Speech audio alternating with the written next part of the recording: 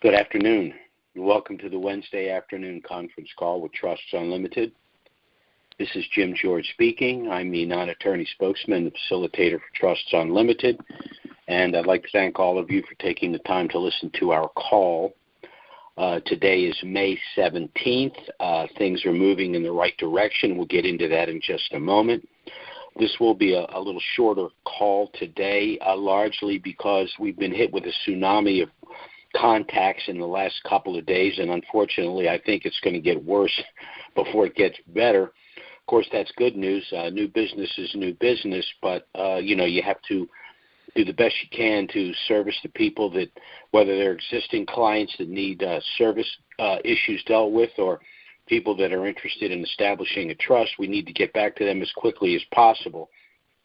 I do want to mention for our newer callers, I'm going to suggest two calls for you. Our call of March 1st, if you'd be kind enough to listen to this call, if you go to a call of March 1st, you will get a detailed review of the history of the central bank, so you'll have a better understanding of what's going on, why we are actually finally going to make a substantial profit from what I consider to be the nefarious activities of the central banks, global central banks, for literally hundreds of years.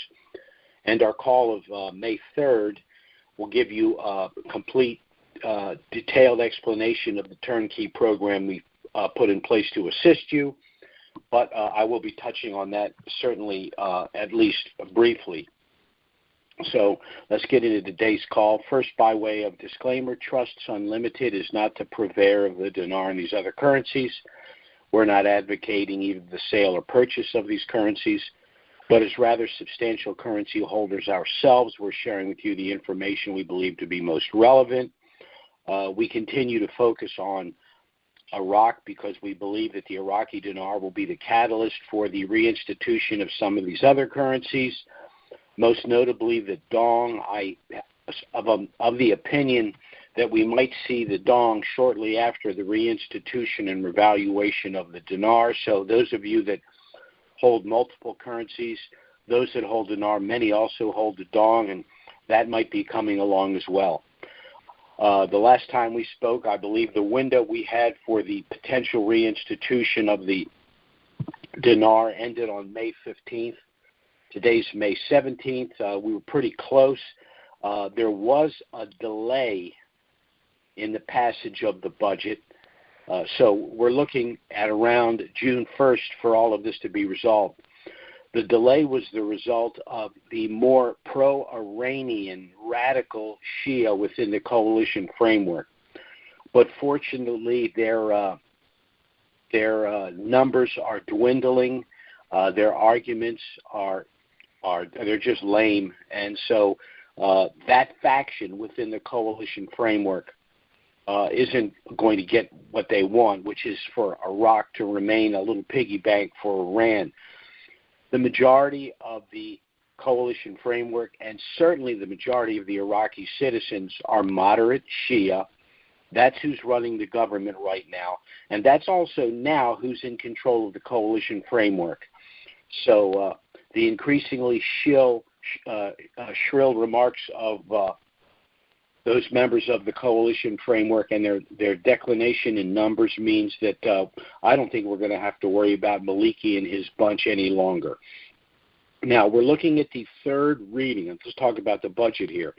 We're looking at the third reading of the budget this week. They're talking about a scheduled vote on the budget as early as this Saturday. Let's certainly hope that that happens. Another issue was the HCL. That has been agreed upon by all parties. It's not the law, but it has been agreed upon all parties. There also seems to be a belief that the HCL will be included in the budget. Now, the HCL, there's a couple of things that are kind of interesting about the HCL. The HCL has to do with the proper distribution of the revenue from the sale of oil to Iraqi citizens, and especially the Kurdistanis, who a lot of the oil happens to be in their area. And what the CBI has done is they've said, okay, what you're going to need to do in order to enjoy the revenue from the HCL is to establish a bank account. And the money, the profits that will be distributed to you will come to you through that bank account. They're also telling them that in order to get the new national currency, they're going to need to deposit the 3-0 provisional currency that they have into the bank. They can't give it to any other third party, that's some of whom are nefarious individuals. The money will go into their bank account. So the bank accounts accomplish three purposes. Number one, in a modern society, people are going to need to have bank accounts. They're going to collect what remains of the provisional 3-0 currency by having the citizens deposit that money into the bank account in exchange for the new reserve currency. And they'll need the bank account in order to receive their proportionate share of the profits from the HCL. So this all dovetails very nicely. Then we have the issue of the rate. I've discussed in the past my opinion that the rate is not directly linked to passage of the budget. Now, the budget this time around is not a one-year budget. It's a 3-year budget. Because it's a 3-year budget, it has to have a lot of moving parts. It's hard to give an accurate 3-year projection on the revenues from oil, the revenues from other industries within the country, the expenditures that they're going to have to make, and then the precession of the rate, because it's not just going to come out at a fixed rate, it's going to come out at a float and appreciate. So taking that into consideration, the budget has incorporated in it the ability to amend it, and one of the things they can amend is the rate. That means that they could pass the budget at a rate of 13.10 and amend it the next day or the next week whenever they want to do it. Now, obviously, the best scenario would be either the reinstitution of the rate and then the passage of the budget, or the reinstitution of the rate and the budget being done simultaneously. But again, that's not what's critical. What's critical is the monetary reforms, whether they're reflected in the budget day one or not. So let's talk a little bit about the monetary reforms, and we're talking about CBI operations. I think we're finally in the very last phase of the monetary reform, because they're going to be ending the multiple currency practices that have been going on. First thing that CBI has done this last week is they've banned the use of the U.S. dollar for the purchase of goods and services in country. This means necessarily that the citizens are going to have to operate with their dinar. Now, because they have to operate with the dinar, that also brings in something called velocity. Velocity means, whether it's synthetic or whether it's organic, it means increased demand for something. Because they need the dinar to purchase goods and services, the demand for the dinar goes up, the demand for the dollar goes down, which means the dinar will increase in value against the dollar. CBI is also taking actions against the speculators. Now, this is why they've had a multiple currency system. In international currency trading, there's something called an arbitrage, and that's where you can make money in the spread from simultaneously investing in two markets, and that's sort of what they've done in Iraq. Wealthy individuals or groups are purchasing the dinar or purchasing the dollar at the rate of 13.10 in dinar, and they turn right around in the parallel market, in the black market, in the street rate. They turn around and sell it at 14.50, for example. So they're making 160 dinar on each transaction. Now, that's not really a lot of money, but if you are doing it on a large-scale basis, you are making a lot of money. And, of course, what's it doing? It's making it impossible for the dinar to reinstitute in country. So the CBI said, no, we're just banning the use of the dollar. There's no reason for the speculator to purchase the dollar and then try to sell it on the street at a profit, because their dollar's being banned. They're only going to operate in the dinar. The other issue is that the CBI is instituting the electric transfers internationally So transactions that are going to be done internationally are going to be done electronically. Well, they can't operate at 1310 for very long internationally. People aren't going to do business that way if they're not using the dollar, they're using the dinar. So obviously, they're instituting this with the intention of reinstituting their currency. The CBI is also working with the International Financial Corporation. That's important. Now, the International Financial Corporation is the world's largest global developmental institution, focuses primarily on private sector development. So there you go again. They're banning the use of the U.S. dollar. They're requiring the use of the dinar for the purchase of goods and services in country. They've also established the global system, electronic system for transactions utilizing dinar, and now they're working with the International Financial Corporation, which is a member of the World Bank, to build the private sector. Now, this brings us to a series of questions. Well, how does Iraq develop its private sector at a rate of 1310? They do so, at least on the short term, by funding the international contracts for the rebuilding of their infrastructure and their international trade by utilizing their United States reserve currency. Remember, banning the dollar for the exchange of goods and services for citizens in country is not the same thing as utilizing the reserve currency that the government of Iraq has.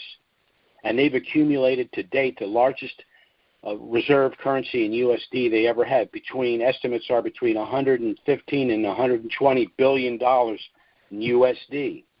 Well, where is that money? That 115 to 120 billion USD. It's in the United States Federal Reserve Bank. Well, what's the Federal Reserve Bank doing holding that money for Iraq? Well, they're doing a number of things. The first thing they're doing is they're managing the Iraq Development Fund. They will put dollars from the U.S. Federal Reserve Bank into the Iraq Development Fund for projects that are being conducted in Iraq to rebuild their infrastructure, road system, water systems, the electronic grid, all of those things. By holding that money from Iraq, the U.S. Federal Reserve System is also protecting Iraq from civil suits. There's a difference between a nation-state suing Iraq and a nation-state having to sue the United States. So that limits the possibility of civil suits. And the third thing that the United States Federal Reserve Bank is going to do is they are going to be funding the exchange pursuant to Executive Order 13303. So, we as citizens purchased the dinar, and 13303 says that we can participate in the investment in Iraq. Now, people would say, well, how is buying their currency an investment? Well, remember, when 13303 was passed, Iraq didn't really have a stock market. It really didn't have a functioning private sector. The nation was in complete disarray. So how do we help them rebuild? They need the U.S. dollar to do so. So we purchase their dinar. In exchange, they get the U.S. dollar. That U.S. dollar then goes to the United States Federal Reserve Bank to help manage the rebuilding of Iraq. Iraq now is rebuilding. It's building its private sector, and now it's banned the U.S. dollar. It's developed to the point where it wants to use its own currency. Now, two things need to happen here, in my opinion, in order for the dinar to be reinstituted. And they can happen in a matter of days, if not weeks. One is passage of the budget. And second is the release of the new category small notes and fills. They're in position to do both of those things. So they reinstitute their currency. They release the new category of small notes and fills. Iraqi citizens will then be entirely dependent on their own currency. They will not be using the USD or any other foreign currencies. And now that they've reinstituted the United States Federal Reserve Bank can do two things. They can continue to purchase oil from Iraq at $32 a barrel, which was part of the arrangement that we made. Unfortunately, the people that are running the country right now, our country, are not taking advantage of that.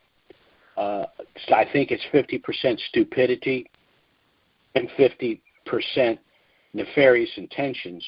But second, the money in that U.S. Federal Reserve Bank is the money that will be used to fund the exchange of the currency when we go to the bank. So hopefully within the next, let's be conservative, the next 2 to 3 weeks, all of this will be done. The budget will be passed. The new category small notes and fills will be released. The Iraqi citizens can then go to the bank to do two things: to deposit their provisional 3-0 currency, the remaining 3-0 currency, in exchange for the new national currency, and the profit from the HCL will then be distributed to them through those banks. And the USD Federal Reserve that's being held by us will continue to fund the projects in Iraq, inclusive of the exchange of our dinar for the American citizen in our country. So this is all pretty good news, and let's hope that this thing is going to be over very, very shortly. Now, I guess there's two ways to look at it. The good news is, at least for us, that this long ride might finally be over. But there's some bad news for those of us who do not avail themselves of the protection of our Family Asset Protection Trust package. They will not be protected from federal government surveillance of their net worth, their holdings, and their activities. They will not be protected from IRS audit. They will not be protected from civil suit, and they will not be protected from the central bank digital currency. If you go back and listen to any of our past calls, if you're a new caller and you're kind enough to do that, we've given a lot of explanation about all of this, and I've cited a few calls that you can go to. But if the things we've discussed here are of interest to you, I strongly suggest you contact us to get our initial no-obligation package. Time is running short, so you're not under any obligation by getting this package. But if you receive this package and you decide to proceed with the establishment of a Family Asset Protection Trust, you're running out of time to get this done prior to the revaluation of the dinar and these other currencies. And included in that package is a detailed explanation why this needs to be done prior to the revaluation of these currencies. You can contact us either by email or phone if you want the package. Our email address is trusts with an S, unlimited, LLC, @gmail.com. And our phone service is 307-274-4122.